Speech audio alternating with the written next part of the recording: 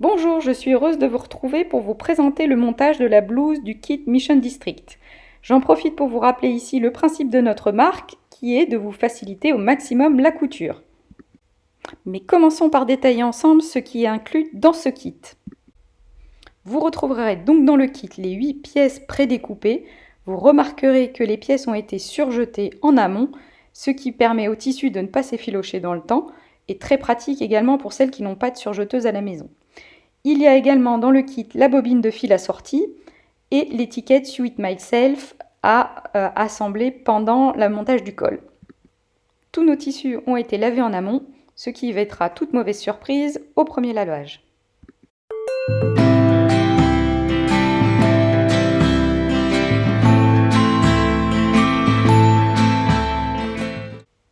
Ici, nous allons commencer par monter nos fronces sur la partie épaule et col des deux devants.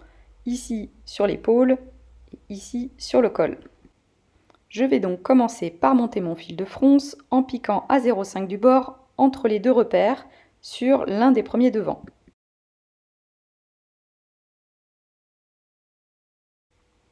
Maintenant, je viens tirer sur chaque extrémité de mon fil, à droite comme à gauche, et je répartis bien la matière entre les deux extrémités.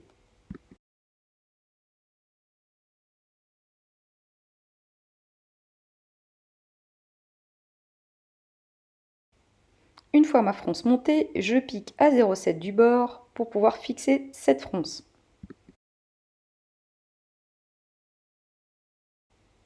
Je reproduis la même étape sur la fronce épaule, toujours en piquant à 0,5 du bord entre les deux repères.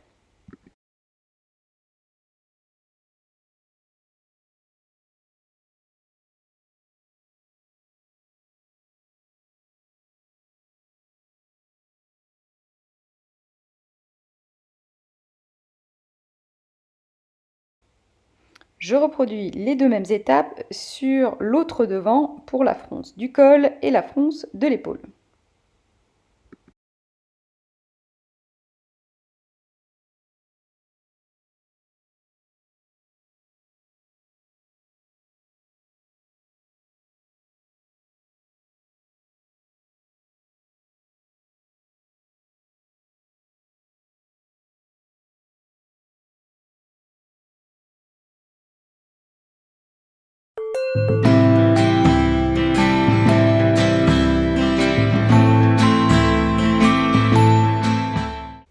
Sur la pièce dos, je viens monter mon pli dos en prenant mes repères à l'extrémité, en le ramenant sur le repère du milieu et idem pour le repère de gauche. Et j'épingle maintenant le tout.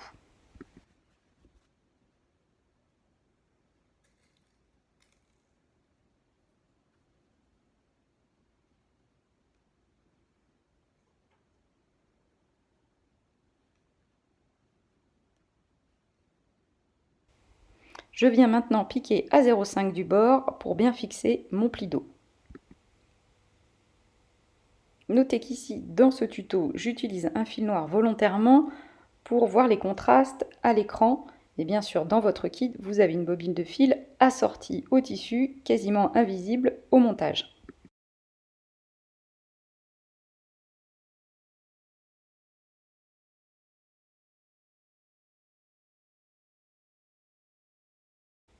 Je réalise maintenant le montage de la pièce dos bas et de la pièce dos haut, donc en assemblant les deux longueurs et en piquant à 1 cm du bord.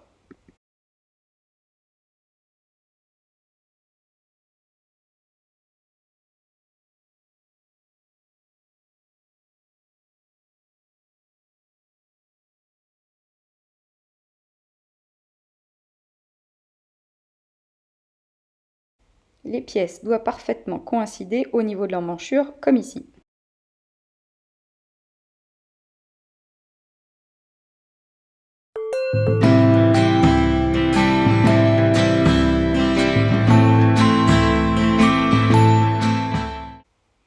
On doit monter maintenant les devants sur le dos. On vérifie pour cela que les longueurs sont bien ajustées aux épaules. Il est toujours possible de jouer un peu sur les fronces pour gagner ou réduire la longueur. On vérifie également l'ajustement aux emmanchures et qu'on n'a pas monté la pièce à l'envers, puisqu'on va se retrouver encore endroit contre endroit avec la patte de boutonnage et bien sur l'intérieur. Parenthèse, le fil noir, c'est vraiment pas esthétique, c'est vraiment pour vous faciliter la compréhension. On refait maintenant la même étape sur l'autre devant.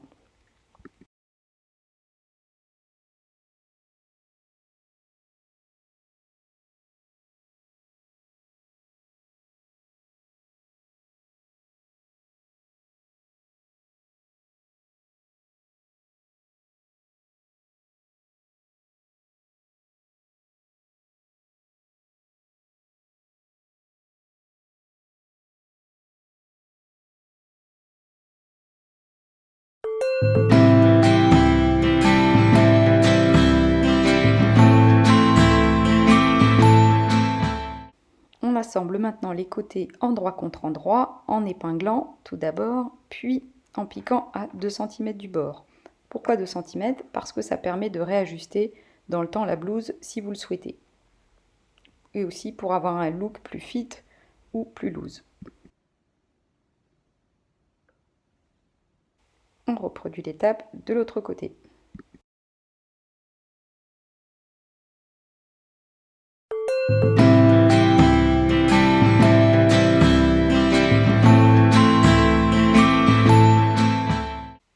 On s'attaque maintenant au montage des manches. Je prends donc ma première bande que je viens épingler sur les petits côtés endroit contre endroit et je pique à 1 cm du bord.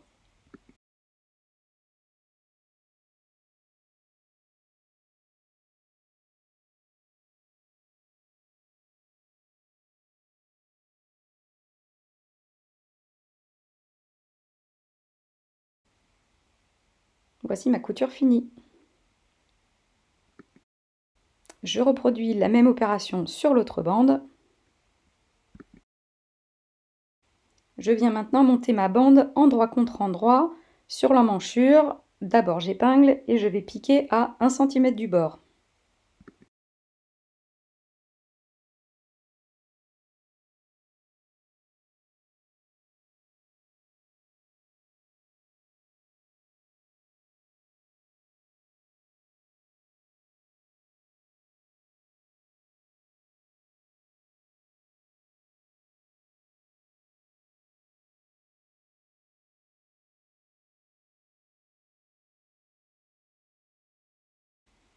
Voici donc la bande une fois montée sur l'emmanchure. Ici, elle est encore dépliée.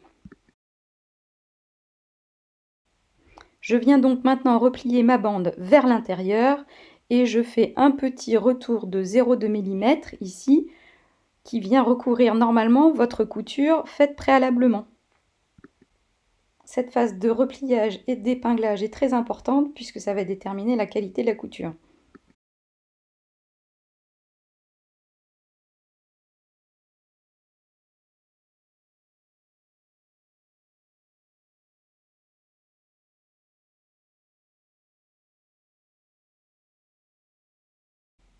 Alors, c'est la partie un peu délicate de notre projet. Ici, je vais venir piquer à l'endroit dans la couture déjà réalisée de la bande et qui va venir prendre le petit bourrelet de 0,2 de l'autre côté. Tout ça pour garantir une parfaite invisibilité de la couture.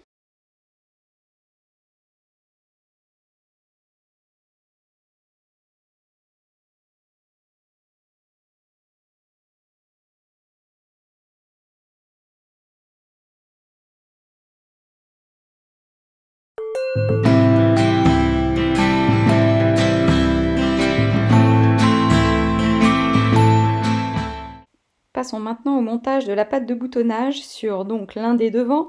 J'ai ici 4 repères, celui qui a servi aux fronces et mes 3 repères pour la patte de boutonnage. Je vais donc venir replier mon repère numéro 1 sur le repère numéro 2, que je vais lui-même replier sur le repère numéro 3. Attention, je fais ça sur toute la largeur et j'épingle correctement sur toute la longueur. Je vais donc maintenant venir piquer à 0,2 mm du bord sur ma patte de boutonnage.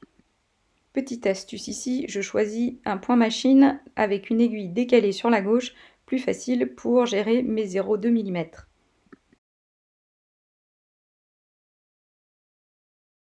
Je reproduis les mêmes étapes sur l'autre devant.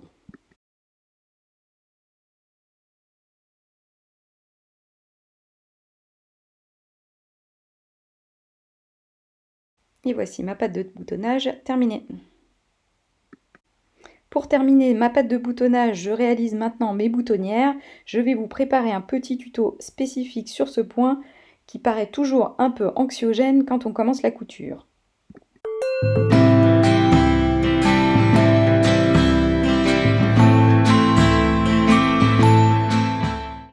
Je passe donc maintenant à la réalisation de l'ourlet du bas. Je viens donc épingler à 0,7 mm du bord et je pique à 0,2 mm de l'extérieur. Je commence ici par un devant. Je reproduis la même étape sur la pièce dos.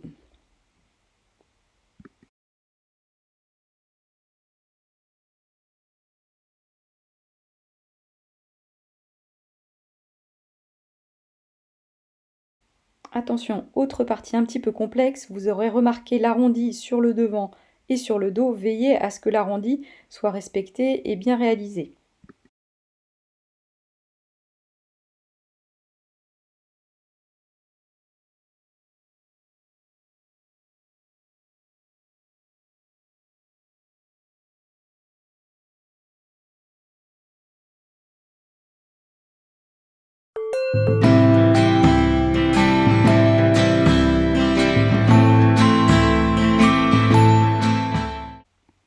Je passe donc maintenant au montage du col. Vous aurez remarqué que volontairement les pièces n'ont pas été surjetées sur le haut et les côtés pour permettre le repli. Je viens donc épingler endroit contre endroit et je vais piquer à 0,2 mm du bord. Je laisse libre le bas du col. Je retourne ma pièce et je m'aide à l'aide d'un stylo ou d'un découvite pour dégager bien mes angles et mon arrondi sur la patte de boutonnage.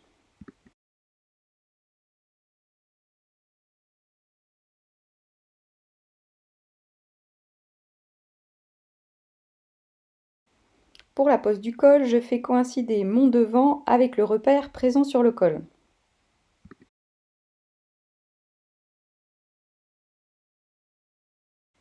Je viens donc maintenant assembler mon col avec le reste du vêtement et pour ceci, j'épingle mon col sur le bord du vêtement, sur la partie inférieure.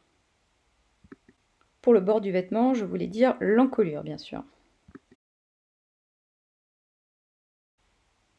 Donc comme pour la manche, maintenant je vais venir faire le même repli pour finaliser mon col sur toute la partie intérieure. Donc je fais un petit repli de 2 mm, j'épingle bien correctement sur toute la longueur et je vais venir piquer à 2 mm du bord.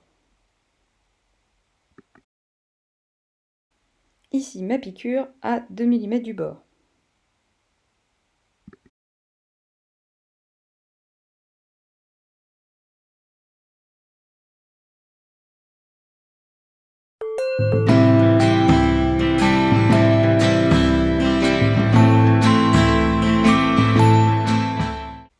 Et voilà, la blouse maintenant est terminée, donc je veux entendre de votre part des i, des waouh, des ah trop bien, c'est moi qui l'ai fait.